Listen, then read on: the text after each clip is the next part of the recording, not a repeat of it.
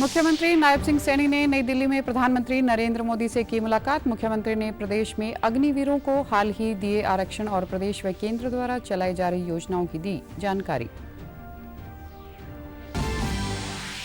हरियाणा में कचरे से बनेगी बिजली। केंद्र व हरियाणा सरकार के बीच समझौता ज्ञापन पर हुए हस्ताक्षर। गुरुग्राम व फरीदाबाद से होगी शुरुआत। वेस्ट टू एनर्जी प्लांट लगेंगे।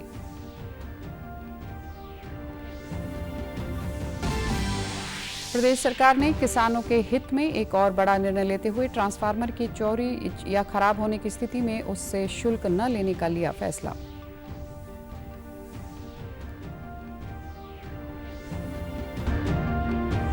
और सोनीपत से कांग्रेस विधायक सुरेंद्र पवार को ईडी ने मनी लॉन्ड्रिंग केस में किया गिरफ्तार। अंबाला जिला कोर्ट ने पेशी के दौरान ईडी की मांग पर 9 दिन के रिमांड पर भेजा।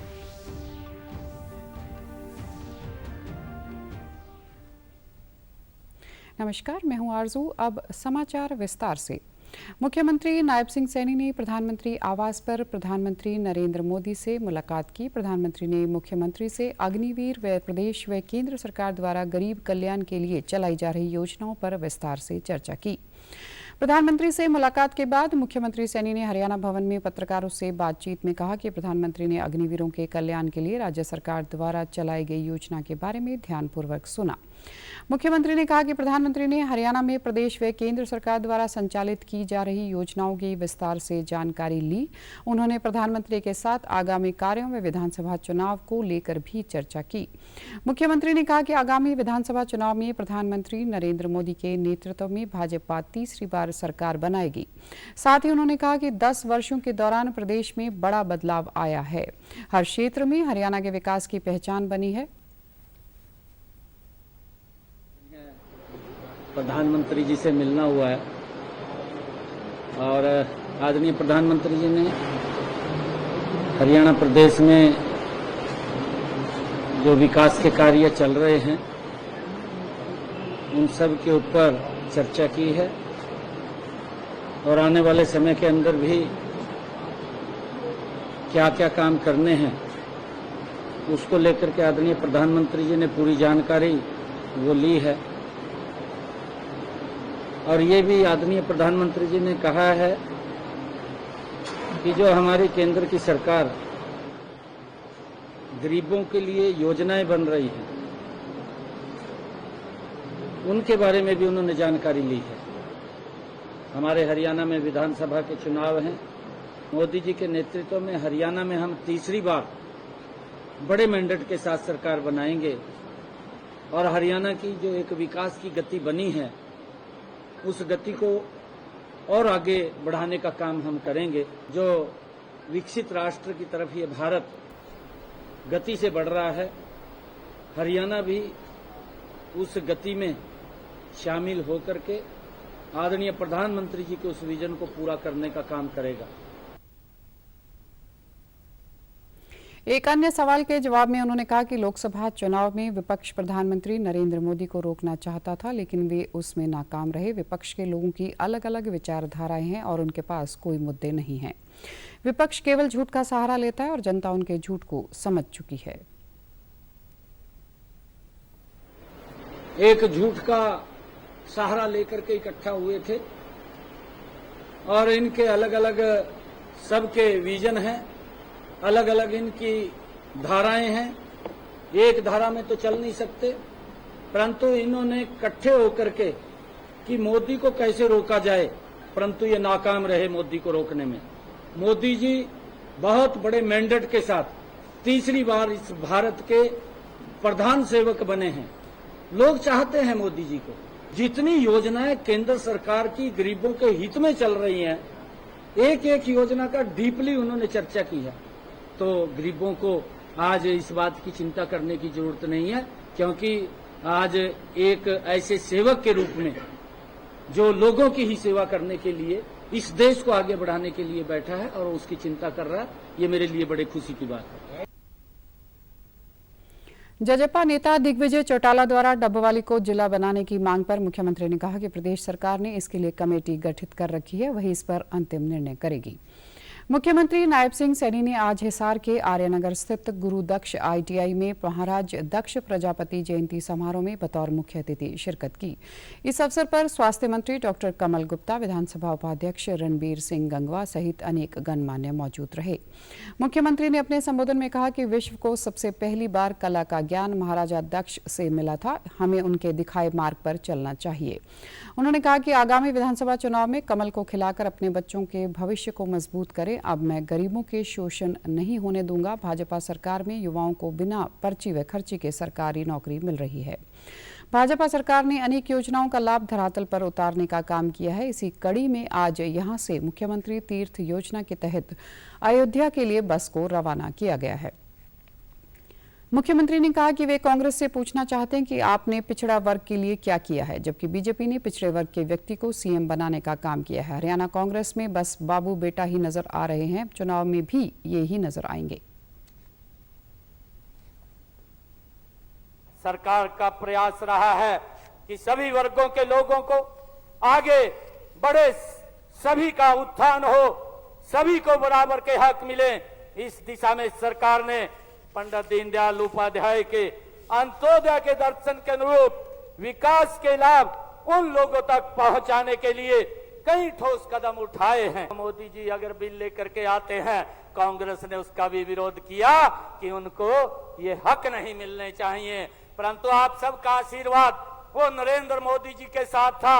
नरेंद्र मोदी जी उस बात के ऊपर अड़िग थे कि ये अधिकार मेरे OBC समाज को मिलने चाहिए, और उनको आईना दिखाने का काम किया कि 27% का आरक्षण अगर देने का काम किसी ने किया है तो नरेंद्र मोदी ने दिया है। विधानसभा उपाध्यक्ष रणबीर गंगवा ने कहा कि जब से नायब सिंह मुख्यमंत्री बने हैं, तब से उन्होंने पिछड़ा वर्ग के लिए अनेक कल्याणकारी घोषणाएं की हैं। सारे हाथ से काम करने वाले लोग हैं, कोई कारपेंटर का काम करता है, कोई बाल काटने का काम करता है, कोई बर्तन बनाने का काम करता है, कोई लोहे का काम करता है, कोई कपड़े सिलने का काम करता है।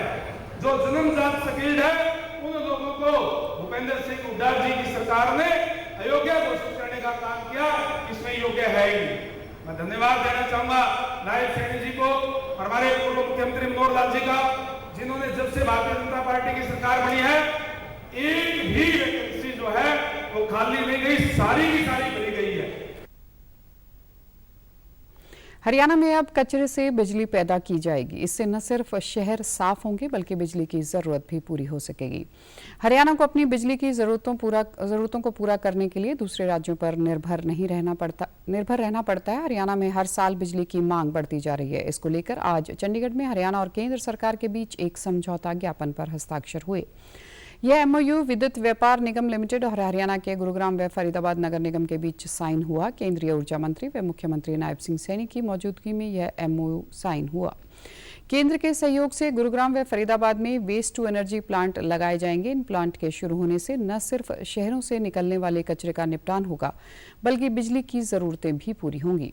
बाद में मुख्यमंत्री नायब सिंह सैनी ने बताया कि समझौते के तहत गुरुग्राम व फरीदाबाद में 1500 टन के ग्रीन चारकोल संयंत्र लगाए जाएंगे। इनके निर्माण का कार्य लगभग 30 महीनों में पूरा कर लिया जाएगा। उन्होंने कहा कि इस निर्णय से प्रधानमंत्री के स्वच्छ भारत के मिशन को और गति मिलेगी।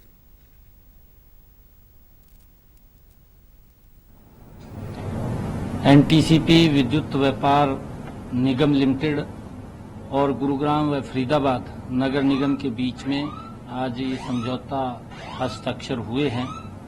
इस समझौते के अनुसार गुरुग्राम के बंदवाड़ी और फरीदाबाद के मोठूका में 1500 टन के क्षमता के ग्रीन चारकोल संयंत्र लगाए जाएंगे।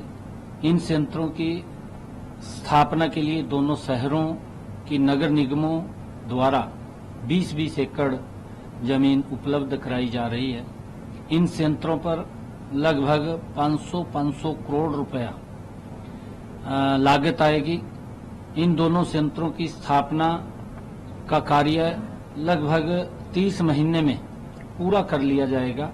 आदरणीय प्रधानमंत्री जी का भी एक विजन है स्वच्छ भारत को लेकर के।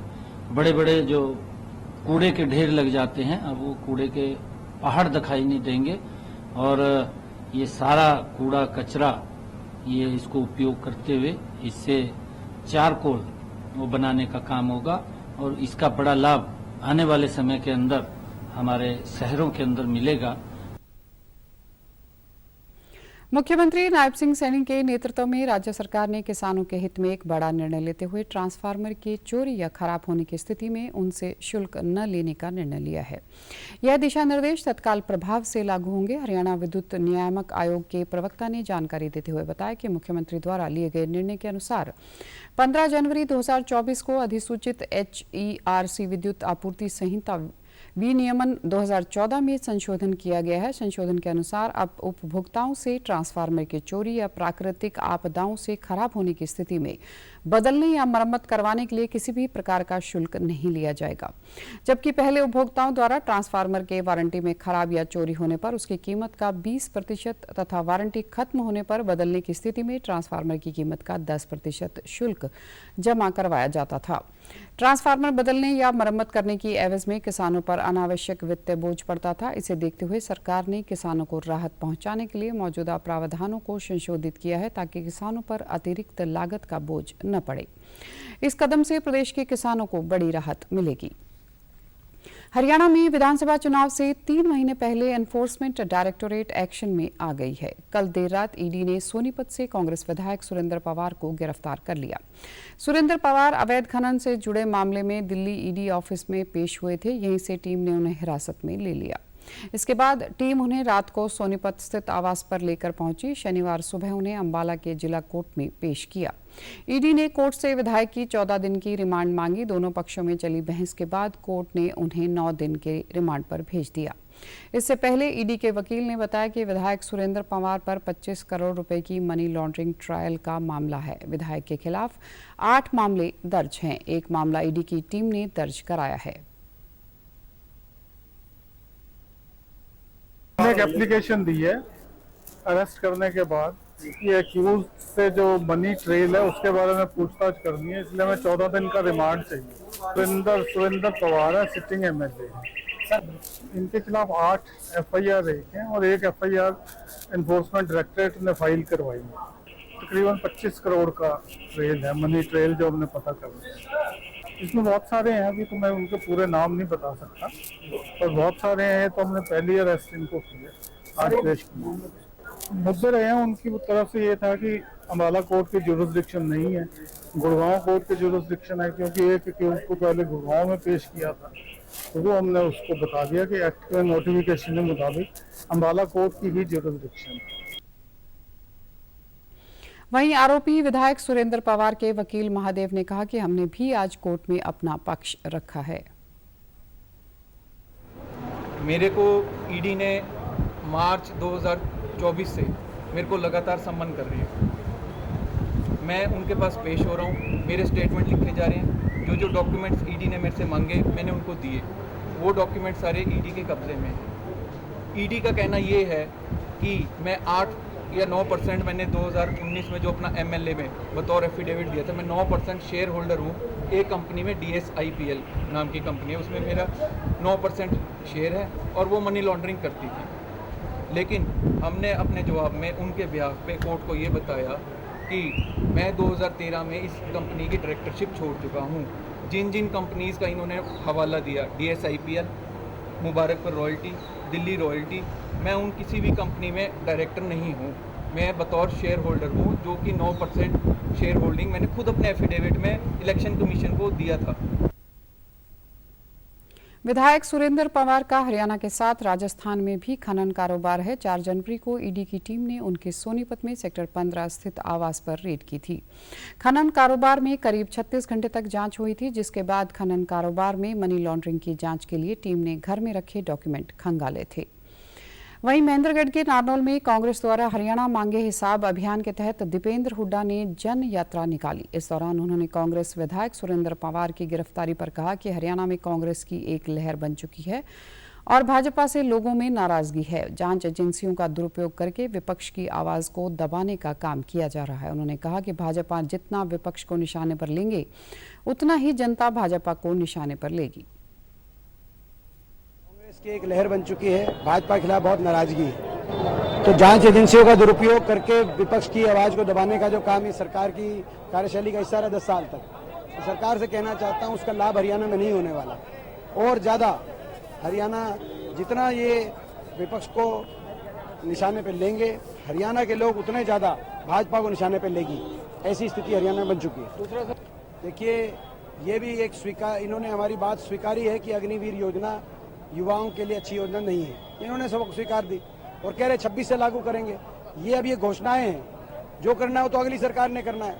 इनकी सरकार के तो आखिरी 1-2 महीने बचे हैं, ये तो अब केवल अपनी विफलताओं को स्वीकारते जा रहे हैं। ये मैं कहता हूं जो ईडी और सीबीआई जैसे हमारे 3 विधायकों पे जिस तरह कार्रवाई की गई एकदम से, जैसे हमारा हरियाणा मांगे अभियान कार्यक्रम और हमारा यात्रा शुरू हुई। आम आदमी पार्टी ने हरियाणा की जनता के लिए 5 गारंटियों की घोषणा की है। आप पार्टी प्रमुख अरविंद केजरीवाल की पत्नी सुनीता केजरीवाल ने आज पंचकुला में आयोजित कार्यक्रम में कहा कि राज्य में आपकी सरकार आने पर घरेलू बिजली फ्री की जाएगी और बिजली की कटौती बंद होगी। दिल्ली और पंजाब के तर्ज पर गांव शहर में मोहल्ला क्लिनिक खुलेंगे। हर महिला को प्रतिमाह 1000 रुपये तथा सरकारी स्कूलों को बेहतर बनाने के साथ ही बेरोजगार युवाओं को रोजगार दिया जाएगा। पहली गारंटी है दिल्ली और पंजाब की तरह घरेलू बिजली फ्री होगी और 24 घंटे बिजली का इंतजाम होगा, पावर कट्स नहीं लगेंगे।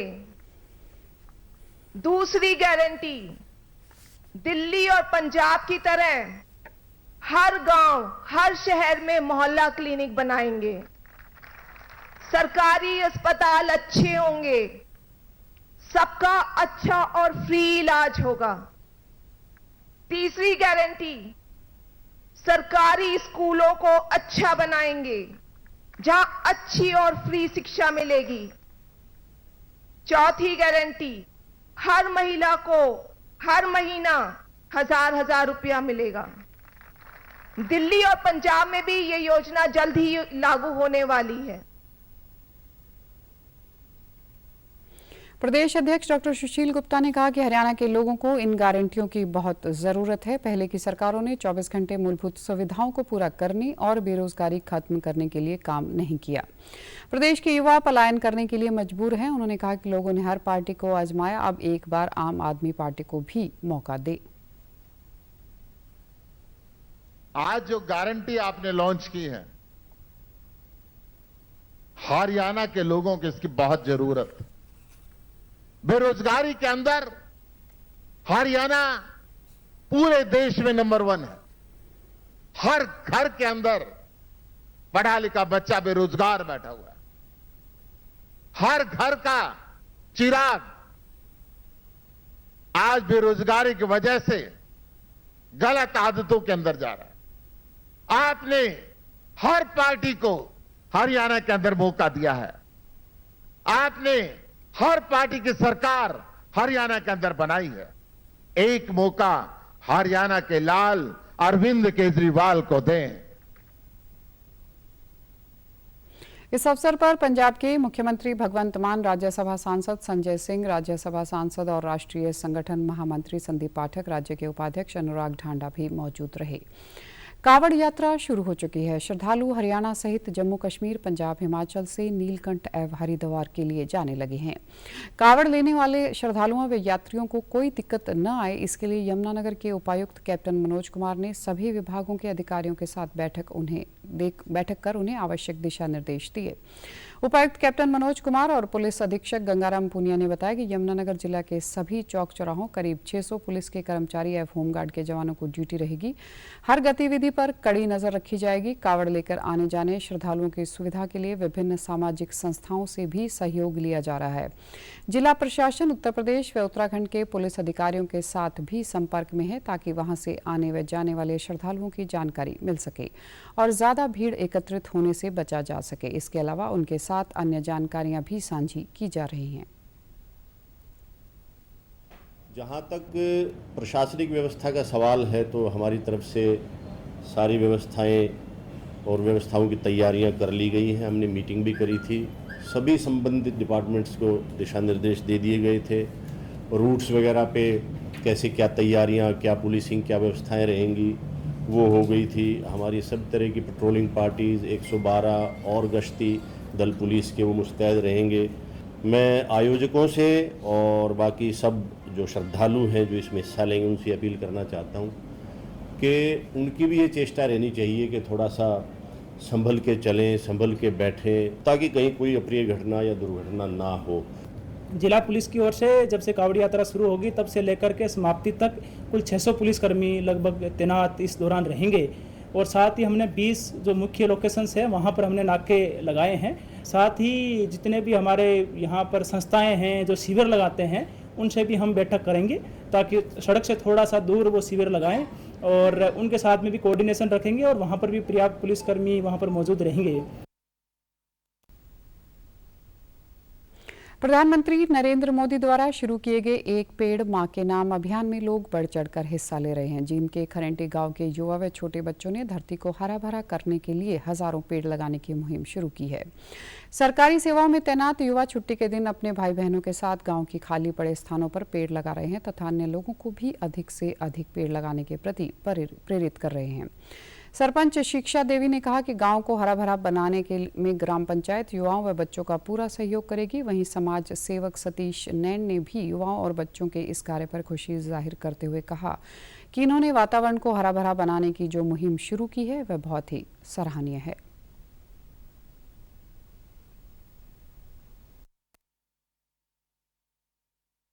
आज मेरे गांव के युवाओं ने जी पेड़ पौधे लगाने की पहल की है, जो मैं इनका सभी बच्चों का धन्यवाद करती हूँ जो इन्होंने इतना अच्छा काम किया। 1000 पौधे इन बच्चों ने लगाए हैं और 1000 में पंचायत से कह के 1000 पौधे और लगवाऊंगी, इन्हीं बच्चों से लगवाऊंगी।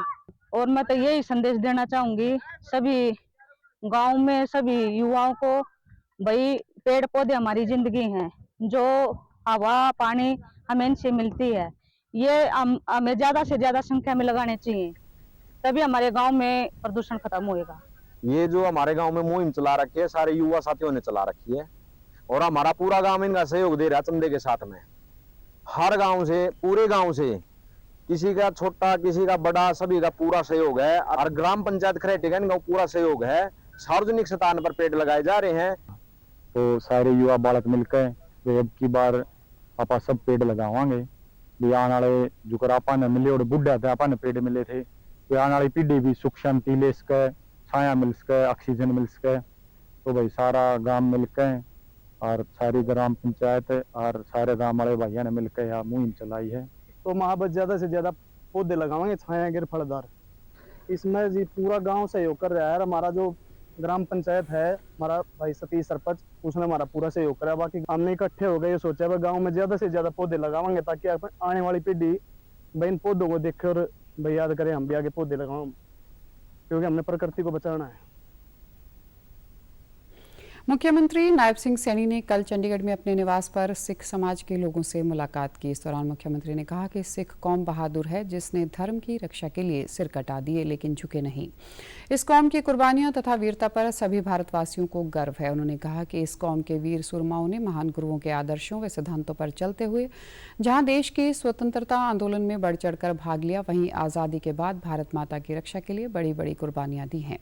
देश के विकास में सिख कौम का योगदान स्वर्णिम अक्षरों में अंकित है। उन्होंने कहा कि हमारे गुरु साहिबान ने सद्भाव, सहनशीलता, भाईचारे और आपसी प्रेम का जो रास्ता दिखलाया है, हम उसे अपने जीवन में उतारे। यही मानव कल्याण का मूल मंत्र है और गुरुओं के प्रति यही हमारी सच्ची श्रद्धा है।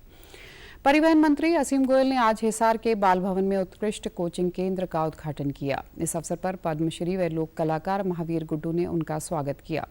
जिला व बाल कल्याण परिषद हिसार एवं युवा व सेवा फाउंडेशन के सहयोग से शुरू किए गए केंद्र में उपस्थित छात्र छात्राओं को संबोधित करते हुए परिवहन मंत्री ने कहा कि छात्रों को हमेशा अपने लक्ष्य पर केंद्रित रहना चाहिए। आज भारत के लोग पूरी दुनिया में नाम कमा रहे हैं। भारत का युवा जब ठान लेता है तो वह अपने लक्ष्य को हासिल कर ही लेता है।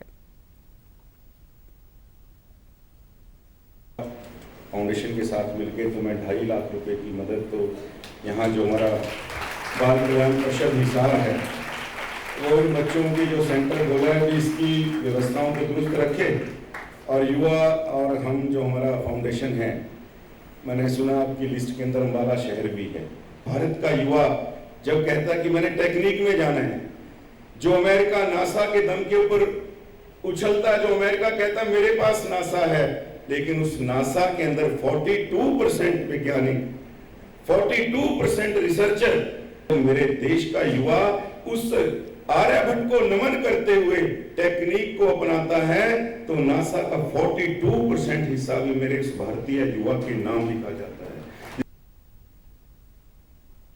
उत्कृष्ट कोचिंग केंद्र के शिक्षक विनोद कुमार ने बताया कि केंद्र में बीपीएल, ईडब्ल्यूएस और एससी वर्ग के बच्चों को ही एडमिशन दिया जा रहा है। यहां उन्हें विभिन्न प्रतियोगी परीक्षाओं की तैयारी करवाई जाएगी। छात्राओं ने सरकार का धन्यवाद करते हुए बताया कि वे बीपीएल परिवार से हैं और उनका बहुत ही कम फीस में दाखिला हुआ है। एक बीपीएल, ईडब्ल्यूएस और एससी कैटेगरी से जो बच्चे आते हैं उन्हीं बच्चों को इसमें कोचिंग दी जाएगी।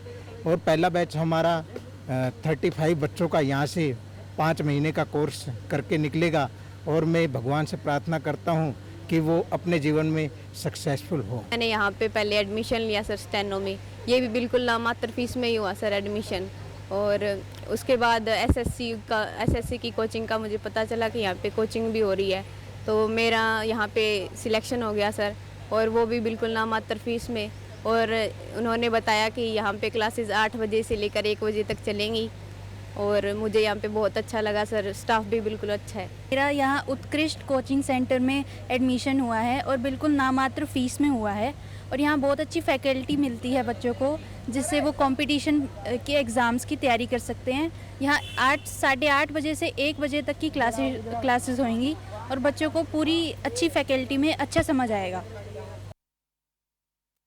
राष्ट्रीय परीक्षण एजेंसी एनटीए ने राष्ट्रीय पात्रता सह प्रवेश परीक्षा स्नातक यानी कि नीट यूजी 2024 के लिए सेंटर वाइज और सिटी वाइज परिणाम वेबसाइट पर अपलोड कर दिए हैं। सर्वोच्च न्यायालय ने एनटीए को शहर और केंद्र प्रारूप में नीट यूजी 2024 परिणाम घोषित करने का निर्देश दिया था। इस परीक्षा में शामिल होने वाले उम्मीदवार ऑफिशियली वेबसाइट पर जाकर रिजल्ट देख सकते हैं।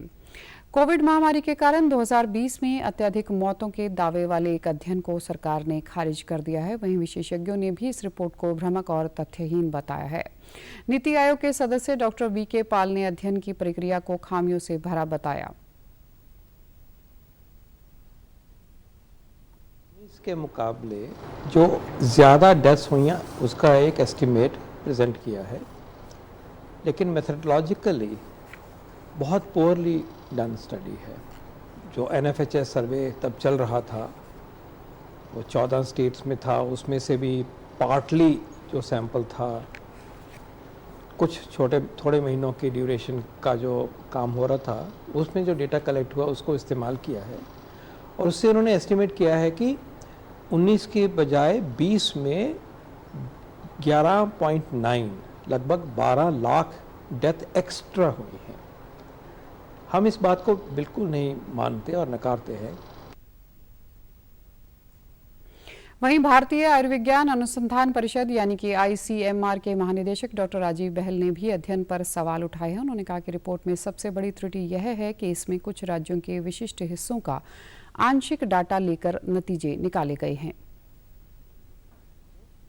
जो सबसे क्रिटिकल फ्लॉ है वो यही है कि जिस वक्त नेशनल फैमिली हेल्थ सर्वे होता है, किसी भी सर्वे की रिप्रेजेंटेटिवनेस कि वो पूरे देश का रिप्रेजेंटेटिव है, वो तभी होता है कि जब वो पूरा सर्वे को देखा जाए, जबकि यहाँ पर सिर्फ उसका एक पार्ट जो कि 14 स्टेट्स के कुछ भागों में ही किया गया था वो इस्तेमाल किया गया है।